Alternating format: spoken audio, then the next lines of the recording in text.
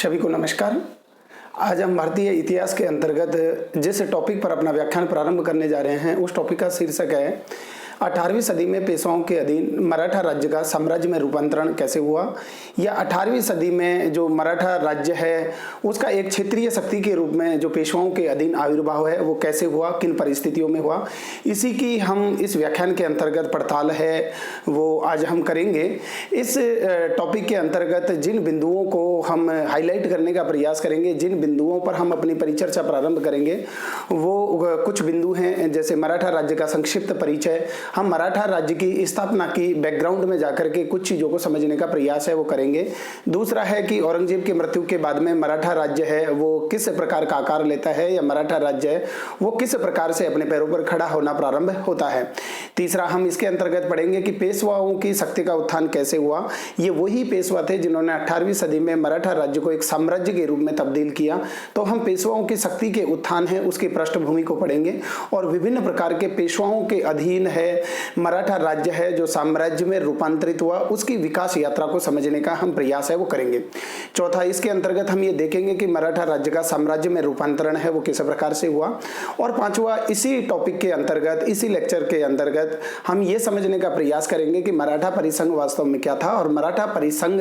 ने मराठा साम्राज्य के सुदृढ़ीकरण में किस प्रकार का योगदान दिया। क्या ये मराठा परिसंघ था जो शुरुआत में मजबूती का कारण था, वो किन कारणों से बाद में इस मराठा साम्राज्य के पराभव और पतन का कारण बना। तो इस व्याख्यान के अंतर्गत, इस लेक्चर के अंतर्गत आज हम इन्हीं सब बिंदुओं की जांच पड़ताल करने का प्रयास है वो हमारा रहेगा। तो आज हम अपना व्याख्यान प्रारंभ करते हैं 18वीं सदी में पेशवाओं के अधीन मराठा राज्य का साम्राज्य में रूपांतरण। तो सबसे पहले हम बात प्रारंभ करते हैं कि मराठा राज्य के संक्षिप्त परिचय से। जैसा कि आप सभी जानते हैं कि शिवाजी ने जो औरंगजेब है और मुगलों की नीतियों के खिलाफ है एक बड़ा अपने मराठा समुदायों को एकजुट किया और उसके खिलाफ एक विद्रोह का झंडा बुलंद किया। और जो शिवाजी के जो ये अभियान है वो 1640 ईस्वी से लगातार प्रारंभ होते हैं और औरंगजेब काफी अथक प्रयासों के बावजूद भी शिवाजी के अधीन जो मराठा समुदाय संगठित और एकत्रित हो रहे थे उनको वो अपने अधिकार क्षेत्र में नहीं ले पाता और कुछ समझौते और लेके प्रयास होते हैं। लेकिन औरंगजेब की दूरदर्शी नीति के कारण या औरंगजेब के साम्राज्य में होने वाले उस समय विभिन्न प्रकार के विद्रोह के कारण औरंगजेब है वो मराठों की गतिविधियों पर उतना ध्यान केंद्रित नहीं कर पाता जितना कि उसको करना चाहिए थे। इसी की परिणति ये होती है कि मुगल बादशाह औरंगजेब के शासनकाल में 1674 ईस्वी में जो शिवाजी है वो मराठा राज्य की नींव है वो डाल देते हैं और मराठों में जो राजा की पदवी है वो छत्रपति की थी। तो शिवाजी ने छत्रपति की उपाधि धारण करके 1674 ईस्वी में विधिवत रूप से, औपचारिक रूप से मराठा राज्य है उसकी नींव है वो रखी। 1674 से 1680 तक केवल 6 साल के लिए ही वो मराठा राज्य के छत्रपति रहे, क्योंकि 1680 में उनकी मृत्यु हो जाती है, उनका देह अवसान हो जाता है। उनकी मृत्यु के बाद में 1680 से 1689 ईस्वी के बीच शिवाजी के पुत्र संभाजी हैं वो मराठा राज्य के छत्रपति बनते हैं। यहाँ पर छत्रपति का तात्पर्य यह है कि मराठा राज्य में राजा को छत्रपति कहा जाता था। तो 1680 से 1689 ईस्वी तक वो संभाजी शिवाजी के मृत्यु के बाद में मराठा राज्य के छत्रपति है वो रहते हैं। इसी दौरान जैसे ही शिवाजी की मृत्यु हो जाती है और मराठा राज्य को एक बार फिर से अपने अधिकार क्षेत्र में लेने का प्रयास है वो औरंगजेब के द्वारा प्रारंभ किया जाता है। औरंगजेब उस दिशा में जो ध्यान है वो केवल 1687 ईस्वी के बाद लगा पाता है, क्योंकि 1680 से और 87 ईस्वी तक बीजापुर गोलकुंडा के औरंगजेब के जो अभियान होते हैं उन अभियानों से निवृत्त होने के पश्चात वो मराठों के और ध्यान केंद्रित करते हैं किस प्रकार से मराठों को अधीनता स्वीकार किया जाए, या मराठों के जो उन्होंने क्षेत्रीय स्वायत्तता का जो दावा किया था उसको किस प्रकार से मुगलों के लिए जो चुनौती पेश हो रही थी उसको किस प्रकार से समाप्त किया जाए। तो 1680 से 89 ईस्वी तक संभाजी है वो मराठों के छत्रपति रहते हैं और 1689 ईस्वी में संभाजी की मृत्यु के बाद औरंगजेब को वो सु अवसर मिल जाता है जब वो संभाजी की जो पत्नी थी येशुबाई और उसके पुत्र साहू जी को औरंगजेब है वो आगरा के किले में कैद है वो कर लेते हैं। और ये औरंगजेब अपने पूरे जैसे कि शासन काल तक अर्थात 1707 ईस्वी में जब तक औरंगजेब की मृत्यु नहीं हो जाती तब तक वो साहू और उसकी माँ येशुबाई को वो मुगलों के कैद में रखते हैं और एक प्रकार से मराठा राज्य है उसकी स्वतंत्रता और स्वायत्तता का लोप है इसी के साथ हो जाती है। लेकिन इसी समय एक और बात होती है कि जो शिवाजी के जो दूसरे पुत्र थे, यानी शिवाजी के दूसरे पुत्र थे राजाराम, उसकी पत्नी ताराबाई है वो अपने पुत्र को शिवाजी द्वितीय के नाम से मराठा राज्य का अधिपति घोषित कर देती है और मुगलों के खिलाफ है वो अपनी आंतरिक स्वायत्तता के लिए एक संघर्ष है वो प्रारंभ कर देती है। तो ताराबाई का संघर्ष निरंतर रूप से जारी रहता है, लेकिन जो मराठा राज्य का जो औपचारिक जो अधिपति था यानी साहू, जो संभाजी के मृत्यु के बाद जो छत्रपति होता, तो साहू और उसकी माता येसुबाई को औरंगजेब है वो अपने अधिकार क्षेत्र में ले लेते हैं, वो उनको अपनी कैद में रखते हैं और औरंगजेब अपनी मृत्यु तक भी उनको अपनी कैद से मुक्त नहीं करते, क्योंकि साहू और उसकी माता येसुबाई को अपनी कैद से मुक्त करने का तात्पर्य था कि मराठा राज्य की स्वायत्तता को एक प्रकार से मंजूरी देना। और औरंगजेब ये कतई ही बर्दाश्त नहीं कर सकता था कि मराठों का एक स्वतंत्र राज्य के रूप में उसके शासन काल में अस्तित्व हो। तो ये इस प्रकार ये मराठा राज्य है उसकी कुछ प्रारंभिक पृष्ठभूमि है। 1689 ईस्वी में औरंगजेब ने मराठा राज्य और संभाजी के बेटे साहू और उसकी पत्नी येसुबाई को अपनी कैद में ले लेता है। तो 1689 और 1707 की अवधि तक साहू जो मराठा राज्य का औपचारिक अधिपति था, जो छत्रपति जो बनता, वो औरंगजेब के कैद में रहता है और 1689 से 1707 ईस्वी में जब औरंगजेब की मृत्यु हो जाती है, उसके बाद में जो औरंगजेब के जो राजकुमार थे उसमें आजम है, क्योंकि आजम उस समय मालवा के सूबेदार थे, आगरा के सूबेदार थे और जिस समय औरंगजेब की मृत्यु हुई तो उन्होंने अपने आप को एक प्रकार से मुगल राज्य का बादशाह घोषित कर दिया और बादशाह घोषित करते ही उन्होंने जो सबसे पहला काम किया वो ये था कि साहू को और उसको अपनी जो मुगल कैद से मुक्त कर देता है और उसको आजम ने मुगल कैद से मुक्त करके उसको साहू को मराठा राज्य का एक प्रकार से अधिपति है वो स्वीकार कर लेता है। तो औरंगजेब की मृत्यु के बाद के मराठा राज्य को जब हम देखें तो सबसे पहले जो बात उभर करके आती है वो ये है कि मुगल साम्राज्य के जो शहजादे थे आजम ने सबसे पहले साहू को मुगलों की कैद से मुक्त कर दिया, क्योंकि यहाँ पर मराठों में भी जो सत्ता की दावेदारी के लिए कई जैसे कि गुट और कई जैसे कि गुट है वो प्रभावशाली थे। उसमें एक था ताराबाई का गुट जो कि राजाराम की विधवा थी और उस ताराबाई ने शिवाजी द्वितीय के नाम से वो अपने पुत्र को अधिपति बनाना चाहती थी। तो मुगल बादशाह जब बहादुर शाह प्रथम बने 1707 से 1712 ईस्वी में, तो उसने भी ये सोच करके साहू को एक प्रकार से कैद से मुक्त होकर के जाने दिया कि इससे मराठे हैं वो आंतरिक संघर्ष में उनके बीच में आंतरिक गृह युद्ध प्रारंभ हो जाएगा और मराठों की तरफ से मुगल साम्राज्य को, मुगल बादशाह को किसी भी प्रकार की कोई चुनौती पेश नहीं होगी। और हुआ भी कुछ ऐसा ही। जैसे ही साहू है वो मुगलों की कैद से मुक्त होता है तो साहू चूंकि औपचारिक रूप से मराठों का छत्रपति था, लेकिन उसके इस दावे को ताराबाई ने अपने पुत्र शिवाजी द्वितीय के पक्ष में अस्वीकार कर दिया। इससे जैसे ही साहू मुगलों की कैद से मुक्त हुआ तो मराठा राज्य के दो अधिपति हो गए और मराठा राज्य में सत्ता की प्राप्ति के लिए या उस छत्रपति के पद पर दावे के लिए एक गृह युद्ध प्रारंभ हो गया। ये गृह युद्ध में दो पक्ष थे, एक पक्ष था साहू का पक्ष और दूसरा पक्ष था ताराबाई के पुत्र शिवाजी द्वितीय का पक्ष। तो इन दोनों पक्षों की तरफ से ही महत्वपूर्ण जो मराठा सरदार है वो लामबंद होने लगे। कुछ महत्वपूर्ण मराठा सरदार है उन्होंने साहू जी का पक्ष लिया और कुछ महत्वपूर्ण मराठा सरदार हैं उन्होंने ताराबाई के पक्ष में जाकर के इस गृह युद्ध में आपस में दो मोर्चों पर जाकर के डट गए। और 1707 में जो खेड़ी की जो लड़ाई होती है, जो खेड़ी की लड़ाई साहू और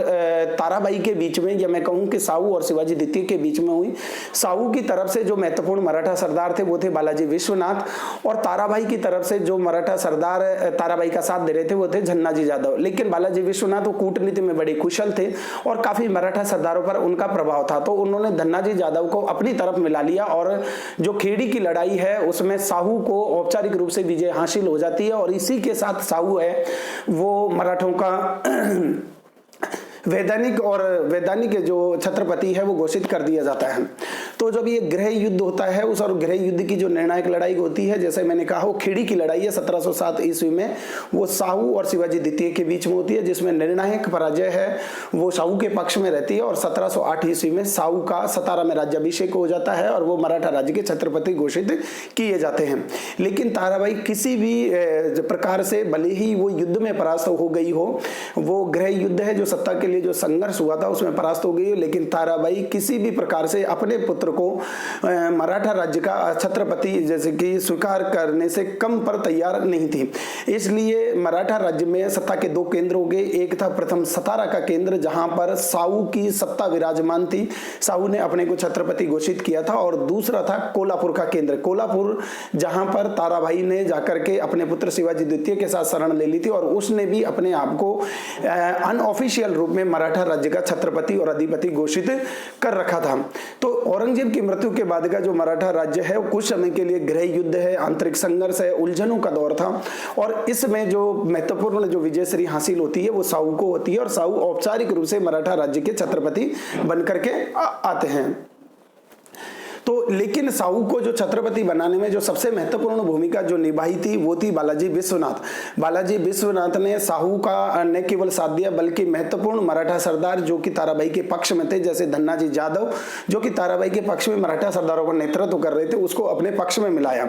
इसका परिणाम ये हुआ कि बालाजी विश्वनाथ है सभी मराठा सरदारों में जैसे ही साहू के पक्ष में निर्णायक विजय हासिल हुई और साहू मराठा राज्य का छत्रपति बना, तो बालाजी विश्वनाथ का जो कद और ओहदा है सभी मराठा सरदारों में बहुत ज्यादा बढ़ गया, और मराठा सरदारों में जैसे ही उनका ओहदा बढ़ गया तो उसको पुरस्कार के रूप में साहू ने 1713 ईस्वी में जो पेशवा है वो नियुक्त किया। अब हम सबसे पहले ये समझने का प्रयास करेंगे कि ये जो पेशवा की जो प्रथा है वो पेशवा के वो उसी अष्टप्रधान नामक प्रशासनिक और राजनीतिक व्यवस्था का अंग था जिसकी नींव 1674 ईस्वी में जब शिवाजी है वो छत्रपति शासक बना, तो शिवाजी की जो प्रशासनिक और राजनीतिक व्यवस्था के जो प्रमुख स्तंभ थे वो अष्टप्रधान के नाम से जाने जाते थे। इनमें जो पेशवा है, कुछ अमात्य है, सुमंत है, दबीर है, खुशनवीश है और वाकिया फडनीस है, और इस प्रकार के जो अष्टप्रधान के जो व्यक्ति थे इसे हम कह सकते हैं कि 8 टॉप कैबिनेट जो मिनिस्टर आज के संदर्भ में कहूं तो वो शिवाजी के समय इनकी नींव रख दी गई थी।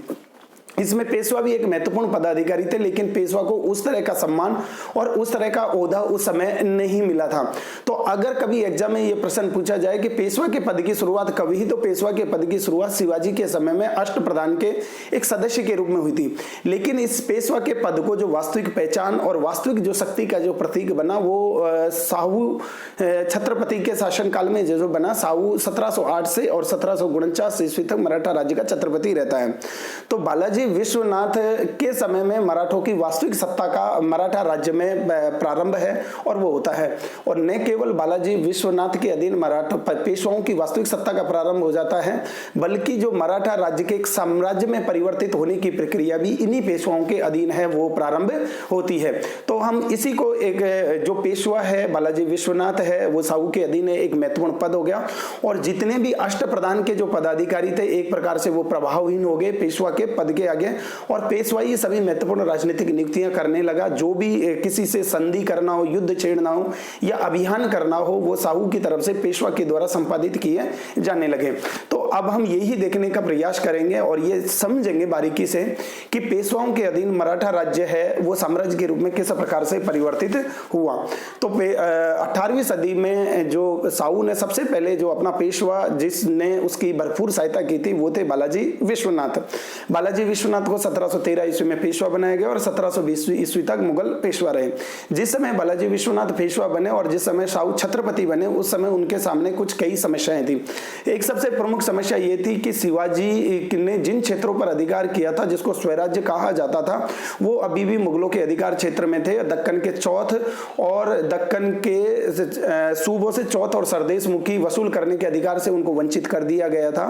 मराठों के पास अपनी स्वयं की भी कोई स्थायी सेना नहीं थी। और इसके अलावा विभिन्न जो मराठा सरदार है वो छत्रपति की जो पद है उसको उस प्रकार से मानने के लिए तैयार नहीं थे जिस प्रकार से शिवाजी के समय में सभी मराठा सरदारों ने मराठा राज्य की निष्ठा से सेवा की थी। तो इन सभी चुनौतियों का पार है, इन सभी चुनौतियों का समाधान करने का दायित्व है वो साहू ने बालाजी विश्वनाथ को पेशवा का पद देकर के उसका समाधान तलाशने का प्रयास किया। और बालाजी विश्वनाथ साहू की इन उम्मीदों पर न केवल खरे उतरे बल्कि उन्होंने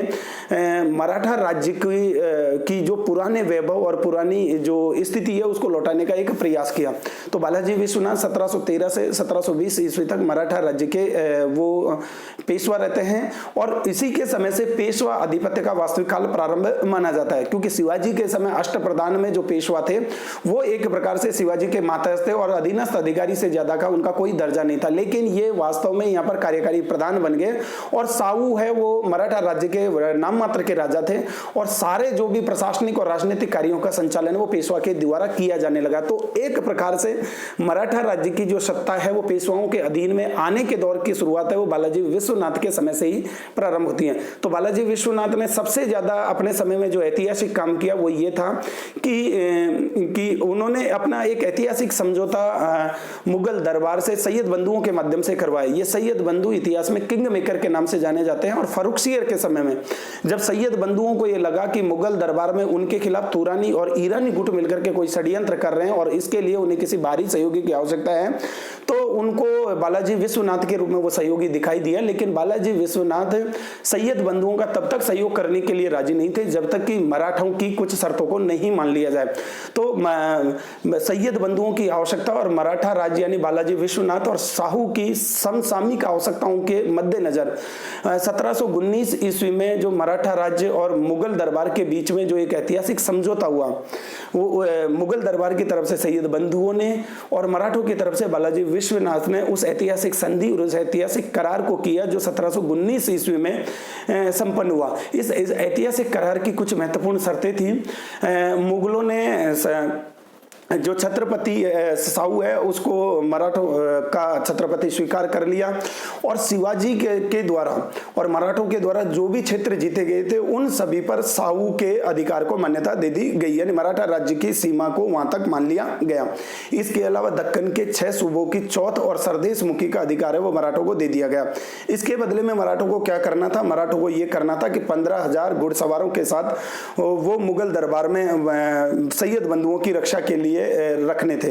इसके अलावा 10 लाख रुपए वार्षिक नजराना देना था और मुगल आधिपत्य के सर्वोच्चता को स्वीकार करना था। बालाजी विश्वनाथ को इससे कोई दिक्कत नहीं थी क्योंकि बालाजी विश्वनाथ ने मुगलों की सर्वोच्चता का नाम मात्र की जैसे अधीनता स्वीकार करके वो सब कुछ प्राप्त कर लिया जो एक प्रकार से और जब साहू है वो औरंगजेब की कैद में चला गया था एक प्रकार से वो दिवा स्वप्न लगता था। लेकिन बालाजी विश्वनाथ की उन्नत कूटनीति के दम पर मराठों को वही पुरानी जो राज्य है वही पुरानी जो सीमा वही पुराने भू क्षेत्र है वो प्राप्त हो गया। तो 1719 ईस्वी का जो मराठों और मुगलों का समझौता हुआ उन्होंने मराठों के उठने में मराठों के उत्थान में महत्वपूर्ण भूमिका अदा की। और रिचर्ड टेम्पल नाम के जो हिस्टोरियन है वो तो इसको मराठा साम्राज्य के मैग्ना कार्टा की संज्ञा देते हैं।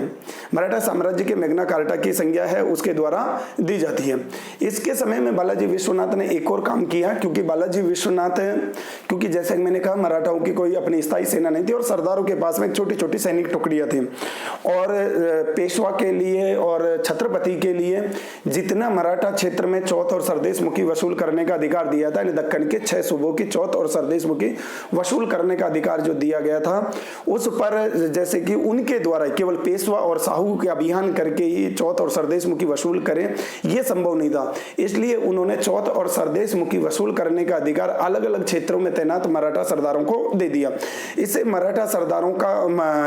जो मुगल मराठा सरदारों का मराठा राज्य के साथ एक आत्मीयता जुड़ी और वो परिसंघीय व्यवस्था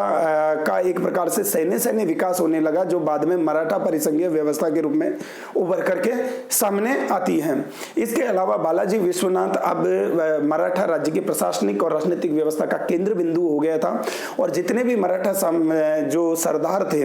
उन्होंने दरबार में यानी मराठा दरबार में अपने प्रभाव प्रभाव को बढ़ाने के लिए बालाजी विश्वनाथ का विश्वास पात्र बनने का प्रयास किया। और इससे एक प्रकार से जहां बालाजी विश्वनाथ के प्रति निष्ठा का प्रदर्शन सरदारों के द्वारा किया गया, वहीं सरदारों में आपसी खींचतान और वैमनस्य का भाव है वो भी बढ़ा, क्योंकि कोई भी सरदार ये नहीं चाहते थे कि एक दूसरा सरदार दूसरे के खिलाफ जाकर बालाजी विश्वनाथ की नजरों में कृपा पात्र बने। तो एक प्रकार से मराठा सरदारों में आपसी आंतरिक वैमनस्यता की भी शुरुआत हुई और मराठा परिसंघीय व्यवस्था भी अपना जन्म लेना प्रारंभ कर देती है। पेशवा राजनीतिक और प्रशासनिक व्यवस्था का जो केंद्र बिंदु है वो बन जाता है। तो 1713 और 1720 ईस्वी के काल में बालाजी विश्वनाथ ने मराठा के जो पेशवा के पद को एक प्रकार से वंशानुगत बना दिया था, वो पूरी प्रशासनिक राजनीतिक व्यवस्था का केंद्र था। और शिवाजी के समय में जो मराठा राज्य की जो सीमा थी, जो अधिकार क्षेत्र था, उन सारी स्थितियों को बालाजी विश्वनाथ ने अपनी उन्नत कूटनीति के द्वारा 1719 ईस्वी में सैयद बंधुओं के साथ जो समझौता किया था उसके माध्यम से प्राप्त कर लिया। ये सैयद बंधुओं के साथ समझौता है वो फर्रुखशियर के समय में किया गया, लेकिन उसका जो रेक्टिफिकेशन है, उसकी पुष्टि मुगल बादशाह रफी उद रजात के द्वारा की गई। तो इस प्रकार बालाजी विश्वनाथ ने पेशवाओं के अधीन वो मराठा राज्य के विकास की उस यात्रा को प्रारंभ किया, जहां पर मराठा राज्य धीरे धीरे एक साम्राज्य में परिवर्तित होने की ओर अग्रसर है वो हुआ। बालाजी विश्वनाथ के बाद में बालाजी विश्वनाथ के 1720 ईस्वी में मृत्यु हो जाती है और बालाजी विश्वनाथ के बाद में बाजीराव प्रथम 1720 से 1740 ईस्वी तक वो मराठा राज्य के पेशवा बनते हैं। अगर वास्तव में देखा जाए तो मराठा राज्य का जो साम्राज्य के रूप में परिवर्तन है वो बाजीराव प्रथम के पेशवा काल में हुआ और इन्हें मराठा साम्राज्य का द्वितीय संस्थापक माना जाता है। मराठा साम्राज्य का प्रथम संस्थापक जो माना जाता है वो शिवाजी को माना जाता है और गुरिल्ला युद्ध का सबसे बड़ा जो प्रतिपादक था मराठों में वो शिवाजी था। और गुरिल्ला युद्ध का शिवाजी के बाद में सबसे बड़ा जो प्रतिपादक किसी मराठा पेशवा को माना जाता है, मराठा सरदार को माना जाता है, तो वो थे बाजीराव प्रथम। बाजीराव प्रथम ने कुछ उद्देश्य तय किए और उन्होंने हिंदू पद पातशाही की स्थापना की। उन्होंने ये कहा कि हिंदू जैसे कि हिंदू पद की पातशाही को स्थापित करना है और उत्तर भारत तक अभियान करने को अब उन्होंने अपना उद्देश्य बनाया, क्योंकि दक्षिण भारत में अभियान करने की अब उतनी आवश्यकता महसूस नहीं रह गई थी, क्योंकि मराठा सरदार अलग अलग इलाकों के चौथ और सरदेश मुखी वसूल करने के अधिकार को बखूबी अंजाम दे रहे थे। और एक प्रकार से लेकिन जिन मराठा सरदारों की निष्ठा प्राप्त करने के लिए बालाजी विश्वनाथ के समय में जो उनको चौथ और सरदेश मुखी वसूल करने का अधिकार दिया गया, उसी को बाजीराव प्रथम ने बरकरार रखा। वो मराठा सरदारों को नाराज नहीं करना चाहता था, क्योंकि अगर मराठा सरदार आपस में उनके चौथ और सरदेश मुखी वसूल करने के जो अधिकार है उनको उनकी जागीरों से अगर वंचित कर दिया जाता या उनसे ज्यादा धन की मांग है वो पेशवा के द्वारा की जाती, तो उनके निजाम जो कि मराठा राज्य के जो पेशवा और छत्रपति के जो शत्रु थे, निजाम से मिल जाने की आशंका थी और मुगल दरबार में अमीरों से मिल जाने की आशंका थी और एक प्रकार से वो पेशवा की सत्ता के खिलाफ ही हो सकते थे। इसलिए बाजीराव प्रथम ने यह सोचा कि दक्षिण में जो अभियान हो गए, जो मराठा सरदार राजस्व वसूली में लगे हुए हैं और जितना पैसा दे रहे हैं वो पर्याप्त है, और इसलिए नए क्षेत्र और नई संभावनाओं को तलाशने के लिए बाजीराव प्रथम ने उत्तर की और अभियान को अपना टारगेट किया। लेकिन जो बाजीराव प्रथम के बढ़ते हुए प्रभाव से जो सबसे सशक्त चुनौती अगर किसी क्षेत्रीय राज्य के द्वारा दी गई तो वो थे हैदराबाद के निजाम। हैदराबाद के निजाम बिल्कुल नहीं चाहते थे कि बाजीराव प्रथम का और मराठों का उत्तर भारत की राजनीति और दक्षिण भारत की राजनीति में प्रभाव बढ़े, क्योंकि निजाम स्वयं उस स्थान को लेना चाहते थे। तो इसका परिणाम ये हुआ कि मराठों और निजाम के बीच में दो लड़ाइयां हुई। इसमें से पहली लड़ाई 1728 ईस्वी में पालखेड़ी की लड़ाई, और इसके फलस्वरूप इस पालखेड़ी की लड़ाई में उसका परिणाम में बाजीराव प्रथम के पक्ष में रहा, पेशवाओं के पक्ष में रहा और संधि हुई मुंशी शिवगांव के। तो यहाँ पर निजाम है वो मराठों के जो 6 सूबों, दक्कन के 6 सूबों की चौथ और सरदेश मुखी वसूल करने के अधिकार को चुनौती दे रहे थे। अब उन्होंने उसको अपनी अंतिम अनुमति दे दी और उसको स्वीकार कर लिया। इसके अलावा 1737 ईस्वी में वापस जो निजाम है वो भोपाल की लड़ाई में मराठों से जाकर के टकरा जाते हैं और इसका भी परिणाम है वो मराठों के पक्ष में रहता है और यहाँ पर दोहरा सराय की संधि होती है। और इस दोहरा सराय की संधि में निजाम ने मराठों का जो मालवा, बुंदेलखंड और चंबल के इलाकों में जो उन्होंने इलाके जीत लिए थे उन पर अधिकार की पुष्टि है उसके द्वारा कर दी जाती है। बाजीराव प्रथम के समय में क्या हुआ कि मालवा, गुजरात और बुंदेलखंड के हिस्सों पर तेज गति से अभियान चलाकर इन क्षेत्रों को अपने अधिकार क्षेत्र में लिया जाता है। इसके समय में ही मराठों के गायकवाड़, भोंसले, होलकर और सिंधिया परिवार है, जो मराठा सरदारों के प्रमुख परिवार है, उनका जैसे कि जो प्रभाव है वो बढ़ने लगता है। इसी के समय में एक महत्वपूर्ण फैक्ट ये होता है, क्योंकि अभी भी जो इसके बाद मैं थोड़ी सी बात आपको बता दूं कि 1714 में जो ताराबाई है वो साहू की सत्ता के लिए बराबर चुनौती पेश की गई कर रही थी। उस ताराबाई को उसी की सौत यानी राजस बाई ने 1714 ईस्वी में बंदी बना लिया और कोल्हापुर में अपने बेटे यानी संभाजी द्वितीय को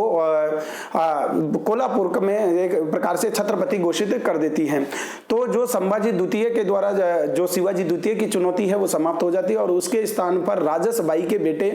संभाजी द्वितीय के द्वारा साहू की जो सत्ता को और पेशवा की सत्ता को चुनौती दी जाती है।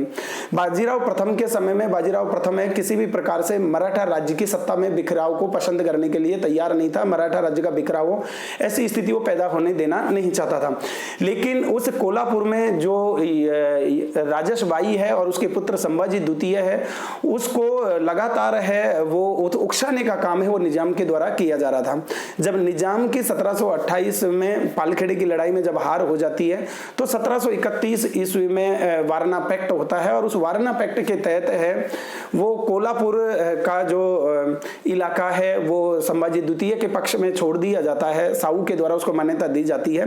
लेकिन संभाजी द्वितीय के साथ ये भी कह दिया जाता है कि वो मराठा राज्य का जो वास्तविक अधिपति है वो साहू को ही स्वीकार करेगा और साहू की सत्ता को किसी भी प्रकार की चुनौती नहीं देगा। तो एक प्रकार से जो मराठा राज्य की जो द्वैतता वाली सत्ता की पोजीशन थी वो 1731 के वारना पैक्ट के द्वारा समाप्त हो जाती है। एक बार मैं फिर से बताऊं कि वारना पैक्ट की जब भी एग्जाम में पूछा जाए कि वारना पैक्ट किसके संदर्भ में है, तो वारना पैक्ट 1731 ईस्वी में हुआ। साहू जो सतारा में जो मराठों के औपचारिक अधिपति थे, साहू और संभाजी द्वितीय के बीच में ये वारना पैक्ट हुआ, जिसमें संभाजी द्वितीय ने साहू की अधीनता स्वीकार कर ली और ये कहा, और इसके अलावा साहू ने कोल्हापुर के राज्य को अपने अधिकार क्षेत्र में नहीं लेने का वचन है वो दिया। इसके अलावा बाजीराव प्रथम ने न केवल अपने भारतीय राजाओं के खिलाफ सशक्त अभियान चलाए, अपितु उन्होंने जंजीरा के सिद्धियों के खिलाफ 1733 में अभियान चलाया और जंजीरा को मराठों के अधिकार क्षेत्र में ले लिया। इसके अलावा जो पुर्तगाली थे जो पश्चिमी समुद्र तट पर महत्वपूर्ण शक्ति बने हुए थे, उनसे सालसेट और बसी ने 1739 ईस्वी में छीन लेता है। बाजीराव प्रथम के साथ में एक महत्वपूर्ण बात यह होती है कि बुंदेला नेता छत्रसाल ने बंगस पठान के खिलाफ बाजीराव प्रथम से मदद की मांग की और बुंदेल नेता छत्रसाल को बाजीराव प्रथम ने मदद भी दी। जब वो मदद दे दी जाती है तो उपार स्वरूप छत्रसाल वो मस्तानी नामक जो लड़की है वो बाजीराव प्रथम को भेंट करते हैं। मस्तानी नामक लड़की वो जो बेहद रूपवती थी, अत्यंत सुंदर थी और इसने बाजीराव प्रथम को जो आक्रामक जो सैनिक अभियान है उसको कहीं ना कहीं प्रभावित किया और बाजीराव प्रथम जैसे ही मस्तानी नामक लड़की उसको मिली उसके बाद वह शराब और मदिरा में डूब गया और जो एक महत्वपूर्ण जो सेना नायक था जिन्होंने हिंदू पद पातशाही की स्थापना को अपना आदर्श बनाया था वो कहीं ना कहीं अपने मार्ग से भटकता हुआ प्रतीत हुआ। जैसे कि आप सभी जानते हैं कि बाजीराव मस्तानी जो फिल्म है उसमें वो जिस पेशवा की बात की गई है वो भी बाजीराव प्रथम है और मस्तानी ये वही लड़की थी जो बुंदेल नेता छत्रसाल ने बाजीराव प्रथम को उसकी मदद करने के फलस्वरूप एक गिफ्ट के रूप में ये लड़की है वो भेंट की थी। तो 1740 ईस्वी में इसके समय में यानी बाजीराव प्रथम के समय में हिंदू पद पातशाही की स्थापना को अपना उद्देश्य बनाया जाता है। और इसके अलावा एक और जो अगर मैं इसके महत्वपूर्ण स्टेटमेंट की जब हम बात करें बाजीराव प्रथम जैसे ही वो मराठों के पेशवा बनते हैं 1720 ईस्वी में, और मुगल साम्राज्य की जो स्थिति है यानी जिसे आंतरिक षड्यंत्र थे, क्षेत्रीय राज्यों ने उनके खिलाफ बगावत कर दी थी, अमीर है उसका साथ नहीं दे रहे थे, लगातार एक के बाद एक है वो बादशाह बनाए जा रहे थे, सत्ता से बेदखल किए जा रहे थे और किसी प्रकार से केंद्रीकरण सत्ता है वो समाप्त हो गई थी और विकेंद्रीकरण की प्रवृत्ति है उसको बढ़ावा मिल गया था। मुगल जैसे कि जो बादशाह है वो एक प्रकार से पंगु हो गया था, उसके पास किसी भी प्रकार की शक्ति नहीं थी। तो बाजीराव प्रथम उस समय कहता है कि ये सूखा पेड़ हो गया है, इस सूखे पेड़ के तने पर हमें प्रहार करना है, इसकी डालियां वैसे ही स्वतः कट जाएगी और हमें मराठा जो साम्राज्य की जो पताका है अटक से यानी अटक से वहां तक पहनानी है, अटक से हमको यानी इधर से अटक तक, वो अटक से पूरे इस क्षेत्र में मराठा साम्राज्य की पताका है वो फहरानी है। अगर कभी एग्जाम में ये पूछा जाए कि ये एक सूखा पेड़ हो गया है और इसके तने पर प्रहार करने से इसकी डालियां कट जाएगी, तो ये कथन किसका है? ये कथन है बाजीराव प्रथम का, जो कि मुगल साम्राज्य के संदर्भ में वो कहता है, क्योंकि मुगल साम्राज्य उस समय पतित अवस्था में हो गया था, बिल्कुल कमजोर हो गया था, विकेंद्रीकृत था, और मुगल बादशाह की उस प्रकार का वैभव, उस प्रकार की संप्रभुता इस समय विद्यमान नहीं रह गई थी। तो बाजीराव प्रथम को यह लग गया था कि मराठों के द्वारा इस मुगल साम्राज्य का स्थान लिया जा सकता है और इसके तने पर प्रहार करने से इसकी जो डालियां हैं, अगर हम बादशाहत की जो शक्ति को कम कर देंगे तो इसके क्षेत्रीय राज्य है वो वैसे ही मराठों की अधीनता है वो स्वीकार कर लेंगे। बाजीराव प्रथम की 1740 ईस्वी में मृत्यु हो जाती है और बाजीराव प्रथम के बाद में उसका जो 18 साल का जो बेटा है बालाजी बाजीराव नाना साहब के नाम से, जिसे नाना साहब के नाम से भी जाना जाता है, वो मराठों के अगले पेशवा बनते हैं। बालाजी बाजीराव और नाना साहब या उर्फ नाना साहब है वो अपने पिता की तरह योग्य थे, लेकिन इतने उद्यमी नहीं थे। लेकिन बालाजी बाजीराव ने फिर भी अपने पिता के जो मराठा साम्राज्य के जो विस्तार की प्रक्रिया है उसको लगातार जारी रखा और उत्तर भारत तक जो बाजीराव प्रथम ने अभियान प्रारंभ किए थे उस अभियानों की गति को और भी तीव्रता प्रदान की। दिल्ली और पंजाब तक भी बालाजी बाजीराव है उसके अभियान हुए, बंगाल पर लगातार अभियान हुए और बंगाल का जो नवाब थे अलीवर्दी खान वो इन अभियानों से इतना परेशान हो गए थे कि उन्होंने 1751 ईस्वी में पेशवा बालाजी बाजीराव या नाना साहब से संधि करके चौथ देना स्वीकार किया और इसके अलावा जो उड़ीसा जैसा समृद्ध प्रांत है वो मराठों के पक्ष में छोड़ दिया। मराठा सरदार अब एक महत्वपूर्ण क्षेत्रीय शक्ति के रूप में उभर चुके थे और ऐसा लगने लगा था कि मराठा है वो मुगलों का स्थान भारत में ले सकते हैं और जो क्षेत्रीय विखंडता का जो दौर प्रारंभ हो गया है वो उन सारी शक्तियों को एक झंडे के नीचे ला करके एक अखिल भारतीय साम्राज्य की स्थापना कर सकते हैं, क्योंकि इस प्रकार के जिस प्रकार के तेज गति से अभियान हो रहे थे और मराठा राज्य साम्राज्य के रूप में तब्दील हो गया था, उससे इस समय ऐसा ही प्रतीत हो रहा था। बालाजी बाजीराव की कुछ गलतियां थी जिसके खामियाजा उन्हें भुगतना पड़ा। उन्होंने पैदल सेना की उपेक्षा की और ज्यादातर जो भरोसा है वो घुड़सवार सेना पर किया, गैर मराठों को सेना में शामिल किया और जब भी सैनिक अभियान होते थे तो उसमें स्त्रियों को ले जाना भी उसके द्वारा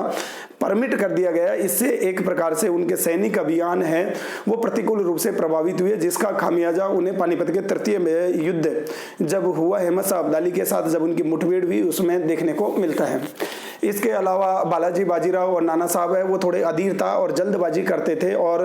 उनमें उस प्रकार की दूरदर्शिता नहीं थी जिस प्रकार बाजीराव प्रथम में थी। तो इसी दूरदर्शिता की कमी के चलते वो अहमद शाह अब्दाली के जो पंजाब में प्रतिनिधि लगे हुए थे तैमूर, उन पर वहां पर अभियान करते हैं और वो तैमूर को वहां से निकाल करके बाहर कर देते हैं। पानीपत का इससे अहमद शाह अब्दाली है वो सीधे ही है वो मराठों के विरोधी बन जाते हैं और अहमद शाह अब्दाली है अपना बदला लेने के लिए वो पंजाब की तरफ जब बढ़ते हैं तो नाना साहब को ये एहसास था कि अहमद शाह अब्दाली है वो मराठों के खिलाफ कोई ना कोई सैनिक अभियान करेगा। तो लेकिन नाना साहब यहाँ पर एक और जैसे कि सामरिक भूल है, सामरिक गलती करते हैं। अहमद शाह अब्दाली जब मराठों के खिलाफ सैनिक अभियान करने के लिए भारत की ओर बढ़ रहा था उसी समय जो बालाजी बाजीराव है नाना साहब ने स्वयं सेना का नेतृत्व उन्हें संभाल करके या किसी योग्य व्यक्ति को सेना का नेतृत्व उन्हें दे करके अपने अल्पवयस्क पुत्र विश्वास राव को मराठा सेना के सेनापति बना करके भेज देते हैं। हालांकि मराठा सेना का जो वास्तविक संचालन है, युद्ध में वास्तविक संचालन है वो सदाशिवराव भाव ने किया, लेकिन विश्वास राव जो अल्पवयस्क जो उसका बेटा था उसको सेना का प्रधान सेनापति बनाकर भेजना वो ऐतिहासिक गलती थी। एक प्रकार से ये उसकी एक बहुत बड़ी सामरिक भूल थी। पानीपत के तीसरे युद्ध 14 जनवरी 1761 ईस्वी को मराठों और अहमद शाह अब्दाली के बीच में हुआ और युद्ध का जो परिणाम है वो भयंकर हुआ मराठों के लिए और 28,000 मराठा सैनिक मारे गए। विश्वास राव है, सदाशिवराव भाव है, युद्ध के मैदान में मारे गए और शायद ही ऐसा कोई मराठा फैमिली होगा जिसमें से कोई ना कोई व्यक्ति है उस समय नहीं मारा गया। सभी महत्वपूर्ण मराठा सरदार हैं वो पानीपत के तृतीय युद्ध में भेंट चढ़ गए, क्योंकि पानीपत के तृतीय युद्ध के समय कुछ स्थितियां ऐसी बन गई थी कि मराठों ने लगातार चौथ और सरदेश मुखी के लिए अपने जो भारतीय सहयोगी राज्य उनको निरंतर लूटा, खसोटा और उनसे किसी भी प्रकार के सहयोग सहयोग की नीति नहीं अपनाई। जब सहयोग की नीति नहीं अपनाई तो ये मराठों के निरंतर होने वाले आक्रमण, निरंतर होने वाली लूटपाट, धन की असीमित महत्वाकांक्षा से भारतीय शक्तियां इतना परेशान हो गई थी, इतनी व्यथित हो गई थी कि उन्होंने जब पानीपत के तृतीय युद्ध में जब अहमद शाह अब्दाली मराठों के खिलाफ अभियान करने के लिए बिल्कुल दरवाजे पर आ गया तो इन भारतीय शक्तियों ने मराठों का कोई सहयोग नहीं दिया। इसके विपरीत यह भी कहा जाता है कि अवध का नवाब हो या रुहेला सरदार हो और इसके अलावा जाट है, मुगल बादशाह, उन्होंने अप्रत्यक्ष रूप से मुगल बादशाह नहीं लेकिन अवध के नवाब है, रुहेला सरदार है और उस समय के जैसे कि जाटों की जो जाट नेता है उन्होंने अप्रत्यक्ष रूप से अहमद शाह अब्दाली का उस युद्ध में साथ दिया और उन्होंने मराठों का सहयोग करने से इनकार कर दिया। अगर मराठे भारतीय शक्तियों के साथ निरंतर लूटपाट नहीं करते, उनके साथ सदाशता से पेश आते तो समस्त भारतीय शक्तियां एकत्रित हो जाती और पानीपत का तृतीय युद्ध है वो मराठों के पक्ष में उसका परिणाम होता। लेकिन जो वास्तविकता है वो उसके विपरीत हुई और पानीपत के तृतीय युद्ध में मराठों की भयानक पराजय हुई। लेकिन पानीपत के तृतीय युद्ध में जो मराठों की जो ये करारी हार थी उसने एक चीज साफ कर दी, उसने ये तय कर दिया कि एक साथ दो चीजें तय की कि उसने एक तो ये साबित कर दिया कि भारत पर कौन राज्य नहीं करेगा। भारत पर कौन राज्य नहीं करेगा इसका मतलब जिन मराठों से ये उम्मीद की जा रही थी कि वो मुगलों का स्थान लेंगे वो इस प्रकार की पूरी संभावनाओं को नेस्तनाबूद है पानीपत के तृतीय युद्ध ने कर दिया। अहमद शाह अब्दाली का भी भारत में रुकने का कोई उद्देश्य नहीं था और जैसे ही उन्होंने तृतीय युद्ध में जब वो अहमद शाह अब्दाली विजित हुए तो वो वापस अपने अफगानिस्तान है वो लौट गए और काफी सारा धन है वो उन्होंने लूटा। लेकिन पानीपत के तृतीय युद्ध ने यह साफ कर दिया कि मराठे हैं वो मुगलों का स्थान नहीं ले सकते और पानीपत के तृतीय युद्ध ने अंग्रेजी ईस्ट इंडिया कंपनी को भारत में राजनीति में सक्रिय भूमिका निभाने का एक मार्ग है वो प्रशस्त कर दिया। क्योंकि ईस्ट इंडिया कंपनी के लिए उस समय जो सबसे बड़ी चुनौती थी जो उनके भारत में राजनीतिक महत्वाकांक्षाओं की पूर्ति करने में बाधा बनी हुई थी वो मराठे थे। लेकिन पानीपत के तृतीय युद्ध में जब मराठों की करारी हार हुई तो ईस्ट इंडिया कंपनी को वो संबल मिला, वो आधार मिला कि अब वो भारत की राजनीति में बिना किसी परेशानी के, बिना किसी संकोच के, बिना किसी चुनौती के वो हस्तक्षेप कर सकती हैं और उन्होंने हस्तक्षेप किया भी और जिसकी परिणति धीरे धीरे संपूर्ण भारतवर्ष को ईस्ट इंडिया कंपनी ने अपने अधिकार क्षेत्र में ले लिया और भारत में अंग्रेजों का एक लंबा शासन है उसके दौर की शुरुआत होती है। जून 1761 में जब पानीपत के तृतीय युद्ध में मराठों का इतना भीषण जैसे कि सेना की क्षति हुई, 28,000-25,000 के करीब है मराठा सैनिक मारे गए, सभी महत्वपूर्ण सरदार मारे गए। तो बालाजी बाजीराव है, नाना साहब है, उस समय पहले से ही रोग से पीड़ित थे और जून 1761 में वो इस पानीपत के तृतीय युद्ध की हार को पचा नहीं सके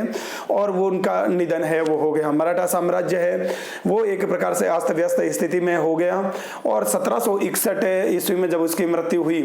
तो माधवराव प्रथम है जो कुछ समय के लिए पेशवा बना 1761 से 1772। लेकिन माधवराव प्रथम के समय में मराठों में पेशवा पद को लेकर के एक प्रकार का जो संघर्ष है वो प्रारंभ हो गया और मराठों में पेशवा पद को लेकर के इसके बाद यानी माधवराव प्रथम के बाद बालाजी बाजीराव नाना साहब के बाद निरंतर है पेशवा पद को लेकर के आंतरिक संघर्ष है, षड्यंत्र और गुटबंदियां हुई। विभिन्न मराठा सरदारों ने पेशवा पद के लिए दावेदार व्यक्तियों का साथ दिया और अपने लिए विभिन्न प्रकार की सुविधाओं को हासिल किया। ये पेशवा पद के लिए होने वाली लड़ाई थी जिसने ही बाद में 1770 के दशक में अंग्रेजी ईस्ट इंडिया कंपनियों को मराठों की आंतरिक राजनीति में हस्तक्षेप करने का अवसर दिया। तो हम बात कर रहे थे कि बालाजी बाजीराव के 1761 में मृत्यु हो जाती है और उसके बाद माधवराव प्रथम है वो मराठों के पेशवा है वो बनते हैं और माधवराव प्रथम है वो योग्य था और उसने अपने 11 साल के जो संक्षिप्त पेशवा काल में एक प्रकार से मराठों की खोई हुई प्रतिष्ठा उन्होंने हासिल की। उन्होंने निजाम को भी चौथ और सरदेश मुखी देने के लिए वसूल के लिए बाध्य किया, हैदर अली को नजराना देने के लिए बाध्य किया, राजपूताना के राज्यों पर भी उन्होंने अभियान चलाया और एक प्रकार से उन क्षेत्रों को वापस अपने अधिकार क्षेत्र में लाने का प्रयास किया जो बालाजी बाजीराव के समय में, नाना साहब के समय में थे। लेकिन इस समय मराठों के साथ एक बार फिर से नियति ने क्रूर प्रहार किया और 1772 ईस्वी में क्षय रोग के कारण से माधवराव प्रथम की असमय मृत्यु हो जाती है। माधवराव प्रथम के समय में एक और महत्वपूर्ण उपलब्धि थी कि महाजी सिंधिया नामक जो मराठा सरदार थे वो मुगल बादशाह शाह आलम प्रथम को दिल्ली लेकर के आए 1771 ईस्वी ईस्वी में, और उसके बाद में वो मराठों का पेंशन याफ्ता बनकर के रह गए, क्योंकि 1765 ईस्वी में वो ईस्ट इंडिया कंपनी के अधिकार क्षेत्र में चले गए थे। लेकिन माधवराव प्रथम के समय में महाजी सिंधिया ने बादशाह जैसे कि शाह आलम प्रथम है उसको वापस दिल्ली लेकर के आए, और दिल्ली में एक प्रकार से मुगल सत्ता को प्रतीकात्मक रूप में बरकरार रखा, और वो मराठों का एक पेंशन याफ्ता बनकर के रहे। 1772 ईस्वी में जैसा कि मैंने कहा कि माधवराव प्रथम जब ऐसे लगने लगा था कि वो मराठा साम्राज्य को एक बार फिर से अपने पुरानी स्थिति में पहुंचाने वाले हैं, उसी समय क्षय रोग के कारण से उनके समय मृत्यु हो जाती है। और 1772 में जैसे ही उनकी मृत्यु हो जाती है, एक बार पेशवा पद के लिए तीव्र संघर्ष प्रारंभ हो जाते हैं। इस समय पेशवा पद के लिए जो चुनौती वो पेश करते हैं बालाजी बाजीराव के चचेरे भाई रघुनाथ राव है। उन्होंने नारायण राव के पेशवा पद पर अधिकार के दावे को चुनौती दी, और वो पेशवा पद पर उसको मानने के लिए तैयार नहीं थे। इससे मुगल दरबार में यानी मराठा राज्य में एक प्रकार से गुटबंदी और सरदारों में आपसी आंतरिक कलह है वो बढ़ गया। लेकिन बाद में माजी सिंधिया और नाना फडणवीस के प्रयासों से नारायण राव 1772 ईस्वी में पेशवा बनते हैं, लेकिन वो भी एक अपनी बीमारी के चलते हैं 1773 ईस्वी में ही उनकी मृत्यु है वो हो जाती है। रघुनाथ राव के द्वारा निरंतर बालाजी बाजीराव के बाद के समय से ही पेशवा पद के लिए निरंतर दावा पेश किया जाता रहा, और माधवराव द्वितीय है वो 1773 ईस्वी में पेशवा बनते हैं। और रघुनाथ राव इससे इतने, जिन्हें राघोबा के नाम से भी जाना जाता है, इतना परेशान हो जाता है जब उसको पेशवा पद नहीं मिलता, तो अंग्रेजी ईस्ट इंडिया कंपनी के बंबई दरबार में जाकर के वो अपनी हाजिरी देता है, और ईस्ट इंडिया कंपनी को कुछ रियायतें देने का आश्वासन देकर के वो ये चाहता है कि ईस्ट इंडिया कंपनी है वो रघुनाथ राव के पक्ष में पेशवा पद के उसके अधिकार और दावे का समर्थन करे, ताकि उनको विभिन्न प्रकार की रियायतें दी जा सके। तो पेशवा पद के लिए होने वाली आंतरिक लड़ाई ने ईस्ट इंडिया कंपनी को मराठों की आंतरिक राजनीति में हस्तक्षेप करने का मौका दिया, और इसकी परिणति जैसा कि हम बाद में जब ईस्ट इंडिया कंपनी के अधीन भारत में साम्राज्य प्रसार की बात करेंगे तो रघुनाथ राव का जैसे ही वो सूरत के दरबार में, बंबई के दरबार में जब उन्होंने हाजिरी लगाई और ईस्ट इंडिया कंपनी का जो मराठों की आंतरिक राजनीति में हस्तक्षेप हुआ, उसकी परिणति आंग्ल मराठा युद्धों के रूप में सामने आती है। और आंग्ल मराठा युद्ध 1775 से 82 ईस्वी में प्रथम आंग्ल मराठा युद्ध हुआ। इसको हम अपने एक अलग व्याख्यान में विस्तार से पढ़ेंगे, जहां पर हम ये देखेंगे कि अंग्रेजों ने किस प्रकार से मराठों के ऊपर अपना राजनीतिक प्रभुत्व और आधिपत्य है वो स्थापित किया। तो ये तो हमने केवल माधवराव द्वितीय तक के उस क्रम को देखा जब पेशवाओं के अधीन मराठों के शक्ति का विकास हुआ। एक समय में जब बालाजी बाजीराव नाना साहब के समय मराठे अपनी शक्ति के सर्वोच्च शिखर पर पहुंच गए थे, दिल्ली तक भी उनके अभियान हो गए थे। उसी समय पानीपत के तृतीय युद्ध में उनके करारी हार ने उनको एक प्रकार से उनके भारतीय में अखिल भारतीय साम्राज्य की स्थापना के स्वप्न है उसको धूमिल कर दिया। तो ये पेशवाओं के अधीन मराठा राज्य का उत्थान भी हुआ साम्राज्य का, और इसमें जो मराठा सरदार है उसमें एक प्रकार से आंतरिक कलह भी पैदा हुआ। मराठा राज्य की अपनी अंतर्निहित कमजोरियां थी, क्योंकि वो लगातार दक्कन के चौथ और सरदेशमुखी, चौथ का मतलब होता है कि राजस्व में 1/4 हिस्से की मांग करना, और सरदेशमुखी का मतलब है कि मराठे किसी इलाके के परंपरागत वंशानुगत सदेशमुख होने के नाते उस इलाके में जितना भी पैदावार होता है उसका 1/10 के राजस्व की मांग वो करते थे। तो चौथ और सरदेशमुखी एक प्रकार से वो उनके लूट मार की नीति के अंग थे, और अन्य भारतीय शक्तियों को ये लगता था कि ये मराठों के द्वारा जबरदस्ती एक प्रकार से उनके ऊपर थोपा हुआ कर है, और मराठों ने अपने लिए स्थायी आर्थिक संसाधनों का विकास नहीं किया, और उनकी पूरी की पूरी आर्थिक जीवन शक्ति है वो चौथ और सरदेशमुखी पर आधारित है, और इसने भारतीय शक्तियों को परेशान व्यतीत किया, और कोई भी भारतीय शक्ति है वो मराठों को लेकर के खुश नहीं थी। और वो मराठों के स्थान पर इसका परिणाम ये रहा कि उन्होंने अहमद शाह अब्दाली का साथ देना पसंद किया। इसके अलावा हम इसी टॉपिक के अंतर्गत एक और बात कर रहे थे कि मराठा परिसंघ, जब भी मराठा परिसंघ की बात होती है तो मराठा परिसंघ को हम 5 जो सदस्यों से मिलकर के बना हुआ माना जाता है। इसमें जो प्रमुख स्थान था वो पूना के पेशवा का था, और इसमें 4 मराठा परिवार है, उनके जो 4 मराठा परिवार है उनसे मिलकर के ये मराठा परिसंघ था। मराठा परिसंघ में कुल 5 सदस्य है, पूना के पेशवा, इसके अलावा ग्वालियर का सिंधिया परिवार और नागपुर का भोंसले परिवार, बड़ौदा का गायकवाड़ परिवार और इंदौर के होलकर परिवार, इनसे मिलकर के ये मराठा परिसंघ है वो बनता है। और बालाजी विश्वनाथ के समय में इस प्रक्रिया की शुरुआत हो जाती है और बालाजी बाजीराव के समय में ये मराठा परिसंघ है वो अपनी पूर्ण जैसे कि शक्ति के साथ है वो अस्तित्व में आ जाता है। बाद में इस मराठा परिसंघ के जो सरदार है वो पेशवा के पद में, जो पेशवा के पद के लिए जो दावेदार थे उनके साथ कभी किसी एक पक्ष का साथ देते, कभी एक दूसरे पक्ष का साथ देते। और इन मराठा परिवार में और मराठा परिसंघ में आंतरिक फूट है और विघटन की प्रक्रिया हुई और आंतरिक फूट और विघटन ने भी बाद में मजबूर होकर के पेशवा इस